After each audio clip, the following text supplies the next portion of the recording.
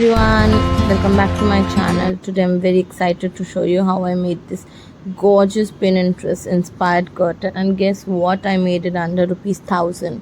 सबसे पहले मैंने स्टार्ट किया एक वाइट क्लॉथ लेके जो मेरे पास ऑलरेडी अवेलेबल था, एंड देन उसको कर्टन के पूरे इसमें मेजरमेंट प्रॉपर्ली लेके कट करके फिट करके एग्जैक्टली, एंड देन मैंने पॉम्स लेके अच्छे से उसको स्टिच किया, अलग अलग कलरफुल पॉम्स लेके अलग अलग जगह पे. And guess what, it literally transformed my room by giving this gorgeous look. Okay, and seriously, whether you have warm lighting or cool white lights in your house, it will look stunning in every setting. So there you have it, a stylish budget friendly curtain that's easy to make and adds a perfect cozy vibe to your house. Thanks you for watching, and don't forget to like, share and subscribe my channel for more such videos. Thank you.